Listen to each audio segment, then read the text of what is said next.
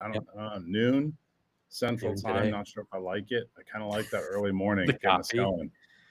I'm Um, secretly worried about the morning with another kid on the way, getting on at 7:30 every morning, or, I guess it's just once a month, so we'll play with the time, but, um, we'll see how it goes. I like the 7:30 start time better as 'Cause well. we'll see you though in what, 3 weeks? 3 weeks. Today's the Yeah. last day until not much sleep. Well, I probably won't get much sleep for another 18 years, but at least for the next few weeks, it should be pretty rugged. You got to be excited. That's awesome.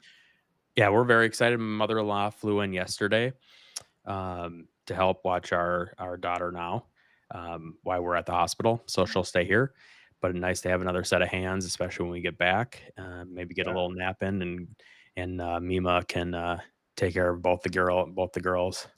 that's fantastic. Good Yeah, for very you. excited. Thank you. Yeah.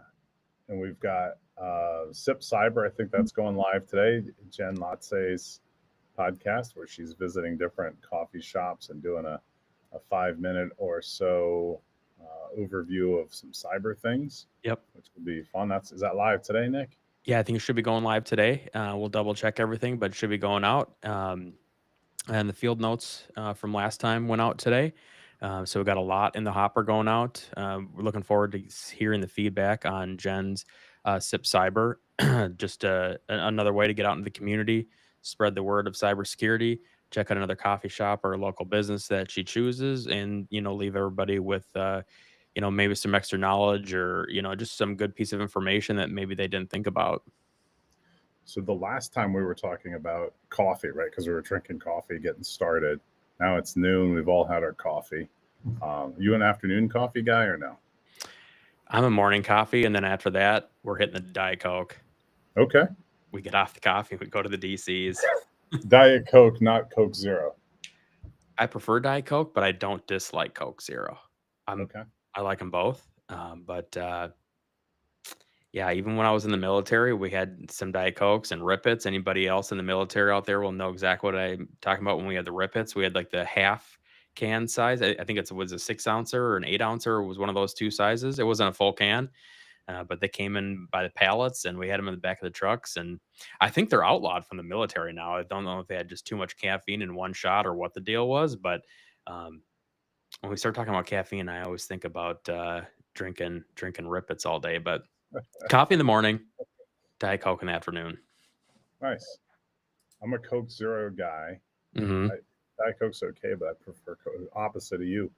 And so I've been tinkering with different coffees, and we were talking last time about what we were drinking, and so I was doing some research from I got put onto this by one of the flight instructors. So I'm working on my glider rating, and um, I go down to the hangar one day, and he's got this popcorn popper sitting outside the hangar. And this is like, say maybe 9 o'clock in the morning or so, and the popper's out there, and it's got coffee beans in it.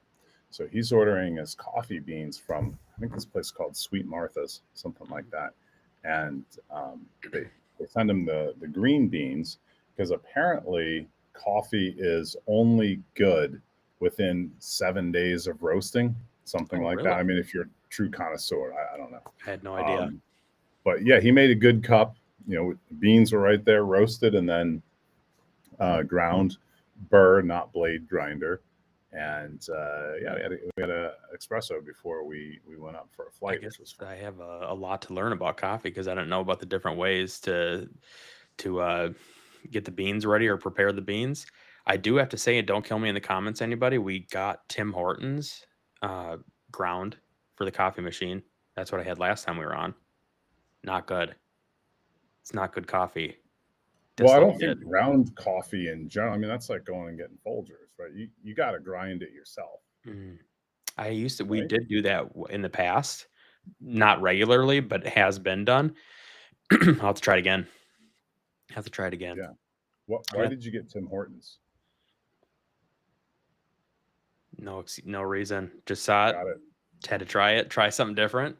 Um, we were on a subscription. I think I talked about this last time from Oh, uh, Black Rifle Coffee. They do like, they send you the bags, every month or whatever. So we're getting the silencer smooth was our favorite, and we ran out, so ran over Mhm. across the street. Anybody that knows Texas at all will know HEB grocery store. It's the greatest grocery store chain in the country, and shout out to HEB, sponsor us if you like. Uh, and get us some good coffee. But yeah, not on board with Tim Hortons ground. But you make a good point. It's probably maybe it's just the same either way. Would you go up in a glider? No, Would you rather go in the glider or one with an engine? well, one with an engine. So, but you won't go up in that either. I'll go up in a Delta plane So with the glider, or a military jet. they tow you behind another airplane, right? No, They tow you up to about 5,000 feet. You can go a little less. And then they drop you off, you essentially pull the tow rope, it disconnects, and then you're able to glide around and you're looking for these thermals underneath clouds, right? So that's what the thermals are, warm air rising, and then they cool and condense as they ascend, and that's why you have those kind of cottony clouds in the summertime that are maybe about 3,000 feet or so. So as the day heats up, the sun's heating the ground, get these thermals, form these clouds, and that's what you'll see birds of prey circling in sure, yeah. the thermals, right? So I've been in a couple of those thermals before where you've got there's some sort of eagle or something in there with you, which is really cool. Um, and you're just kind of trying to find the thermal, circle up, and then glide to the next one. But that's one form of gliding. And in the mountains, you have the mountain waves from the wind coming over the mountains, and then you can go up to tens of thousands of feet. How long are you gliding for? Is there like a limit? Like You can go down anytime you want. But what I guess the goal would be to stay up as long as possible, I would assume. Sure.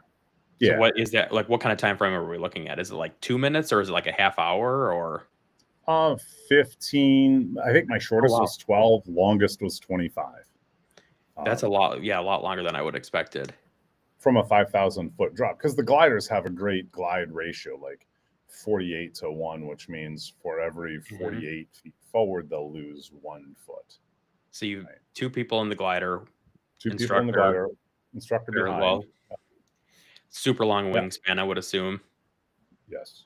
Yeah. So now when you're getting towed on the runway, what's that experience like? Are we getting like jerked around and all of a sudden we're like getting towed off the ground, or what? Is it a pretty smooth takeoff? Yeah, it's pretty smooth, right? You're kind of leveling the wings, the tow plane pulls forward, and then you're really just keeping the wings neutral so they're not dragging on the ground back and forth.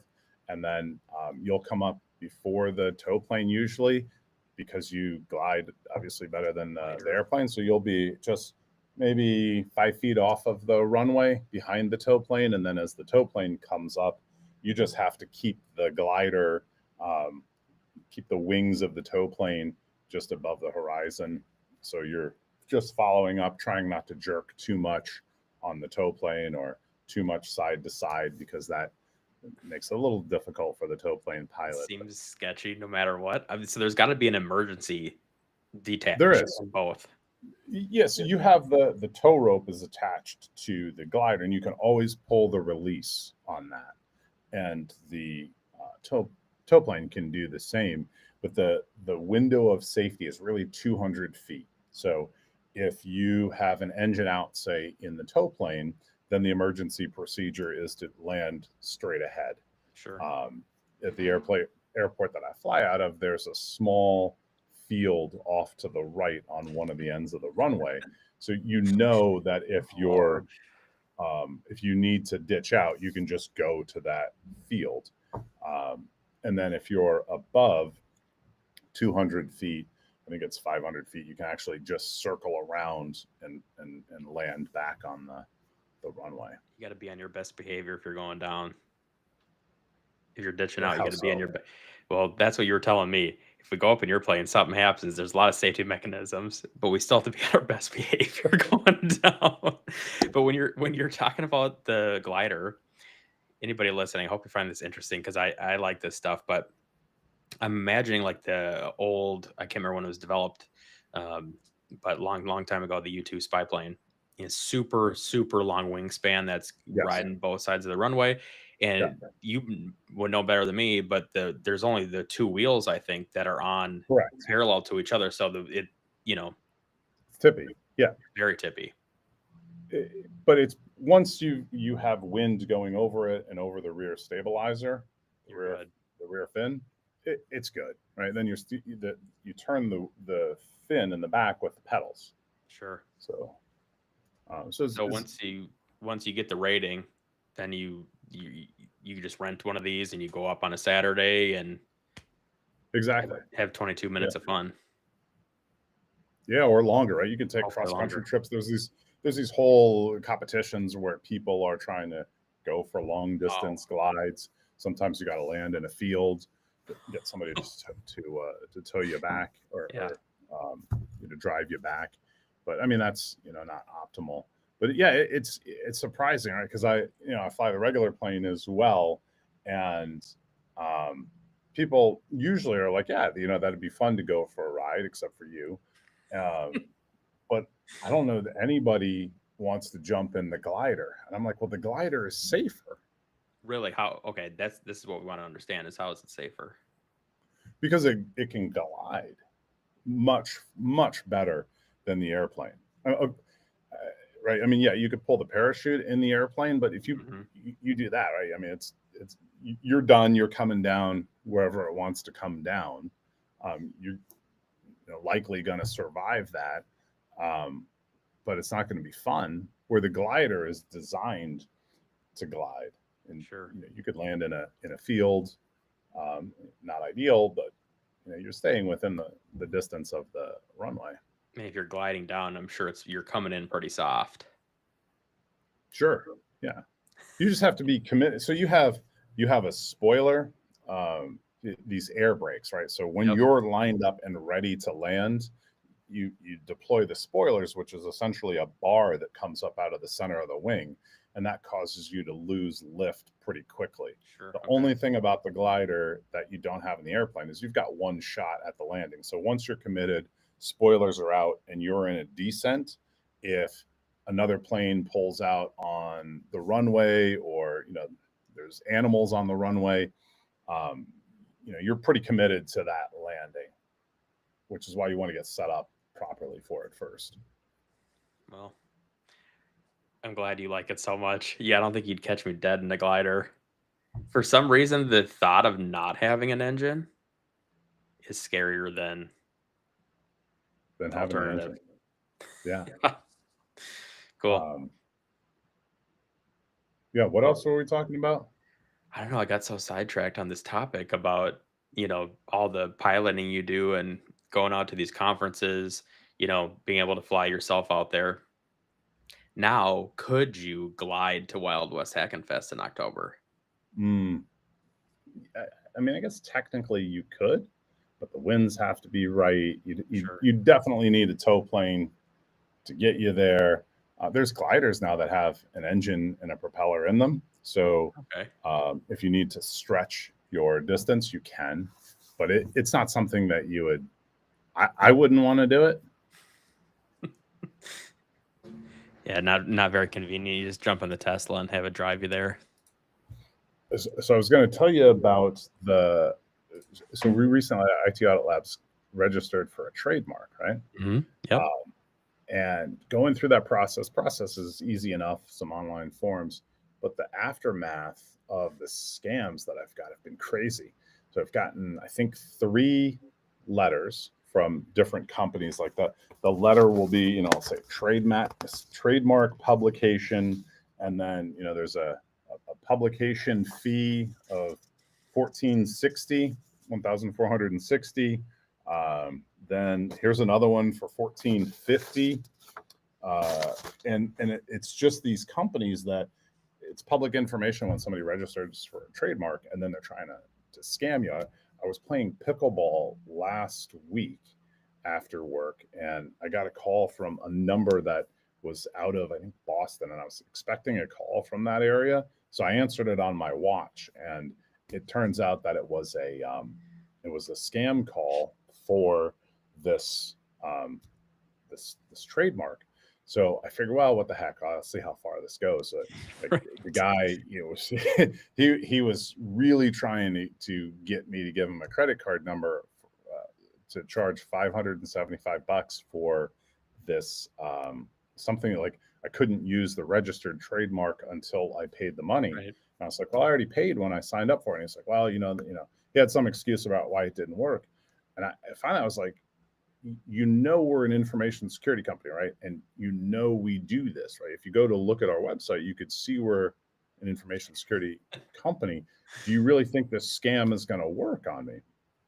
Oh no, it's not a scam. Like he kept going. I mean, I'm playing, right? Like so, like we're shouting at each other on the pickleball, and he's like, "Excuse me," but it was pretty good. So I think I kept him on like 5 minutes. We should get hopefully we should set it up sometime.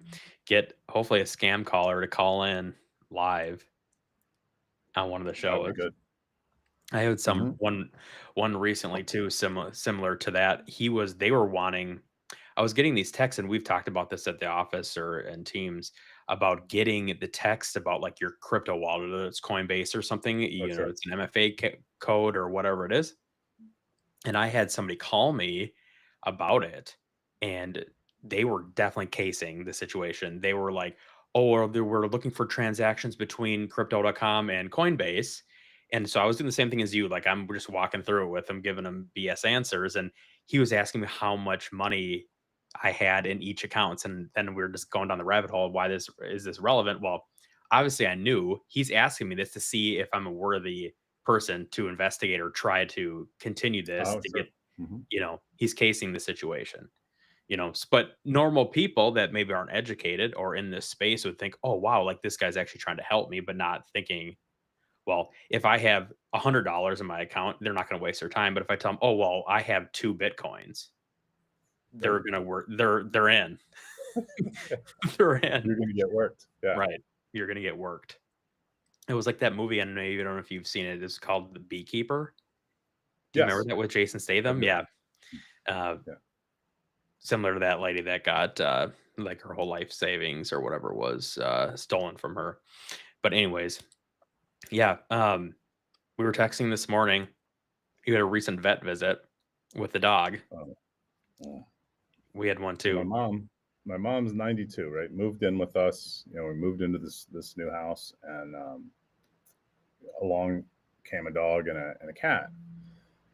And that was a new experience. I think the dog got into the cat litter and got sick. Okay. So then I was up every hour, I think 14 times from from Friday night to Saturday, going out because the backyard is just a mud pit right now. So I got to take the dog on a leash every time. And that was not fun. So I was just picturing, Nick, that's going to be your life for years. Mine was. You don't want that life. I don't blame you. I don't blame you. Yeah, the dogs, it's such a commitment, especially if you got to take them out on a leash, and nobody's happy taking out a dog at 3 o'clock in the morning after you've already been or 2 or 1 or 4. Anytime. Go to the vet the next day, emergency visit, whatever, and they came away with 4 different medications. They wanted to do X-rays and all this. It's like, well, hold on, let's try this. Then we'll bring the dog back if need be. And Nick, get the dog home, first round of meds. After that, no more diarrhea. He's good. So good, right? So I don't know if it was just time or if the medication actually did something. Well, either way, they fleeced you for half a G. Oh yeah. It's worth it. We take care of the dogs. We had one too. My wife actually took one of our dogs to the vet. He was getting some like scabs on the end of his ears, and we were thinking it was allergies. Come to find out, and he'd been shaking his head back and forth. The vet said, no, he's got an ear infection, and the blood vessels in the end of his ears are dying because he's flapping his ears so hard. And I was like, Yes. Yes. I would never have thought that. He's had historically bad allergies. So we thought Yes. it was just an allergy, like whatever, Yeah. you know? So took him to the vet because of that. It had started to develop, and hundreds of dollars later and some medication, allergy shots, et cetera, we figured out that I would never have thought that it was killing the blood vessels. So it was killing, the hair was leaving and he was developing scabs. All good now, but it never ends I was around here. I was on my own too over the weekend, like just me taking You care had of the no dog, help. my mom, and 4 cats. Yeah, no, Kelly was out. So you had a zoo going on. I had an absolute zoo. Well, at least The the last cats are time, self-sufficient, though. those cats are a pain in the ass, Nick. You love the They don't cat. get along with the dog. The cats don't get. It's just This is probably good because people listen to the audit. Now they're hopefully listening to the field notes, and they're trying to now they're understanding who the real cat person is. Well, This it's is where you. the truth is coming out in field notes who the real cat person is. I'm reminded of a story. The last time we got together, we're talking that story I was telling when I was a kid, of when we were going across the United States, and Yes. the trucker got Trucker. sick of the bright lights, right? And I don't know. I was just talking over these stories with my mom, and she's like, "Remember the time that we were in the grocery store?" And I, after she said it, we were in a Safeway in California. I think it was we lived at the time in San Jose, staying with my mom's sister at the time. I was young, maybe 6 or so, and we were in the supermarket. And I remember a woman pulls down a jar of peanut butter, opens it up, takes her finger in, and tastes the peanut butter, right? And it's like, we're like, wow, did I just really see that? Yeah. And that was before they started sealing all of the lids because of the Tylenol scandal back in the day. But I mean, it's hard to believe now, where everything is sealed, like that there would be a time where it wasn't, right? Because I mean, people do all sorts of horrible stuff. And like, why would that woman do that? I don't know. I wanted to taste it, I guess, but Taste just the product. just You can't blame wacky her. stuff. So, I mean, it's the same thing with cyber, right? I mean, all of the stuff that was going on in the late 90s. Yeah, you just run around with machines that didn't have any protection on them. Wild West. One of the first the networks I was exposed to over at Temple University, they ran a network, no firewalls. It was all router based. Nice. And they thought that was cool at the time. Is it still cool? No. They learned the lesson. They learned the lesson. But yeah, they were pretty proud of the fact that I had a guy I worked with left and went over to Temple, and then I went over to visit him one day, and he was telling me about how their network was configured, and they were using all these ACLs or whatever. But that's how they were doing firewalls. But I mean, that was kind of back in the heyday where just figuring things out. Anything. Yeah. Well, I think we can keep going on this. Is there anything else you got to get off your chest? Nothing. I think, we could certainly keep talking for hours, but I think that this will wrap up the second episode. Probably have one middle of October. I'll be back from baby leave on the 7th. Cybersecurity Awareness Month. You're coming back at a good time. Yep. We got a lot in the hopper for that. Jen's got the 4-part series weekly coming out. So if you guys, you want, please join us for that. Jen's got a lot of really good information that she's going to share. Necessary for all walks, whether you're further along in your career or not. We'd love to see everybody join. Share it to your friends, and please check out the first episode of Field Notes that's up now, and Cybersips and the Audit. But thanks, guys, for joining the second episode of Field Notes. Awesome, Nick. Yep. Thanks.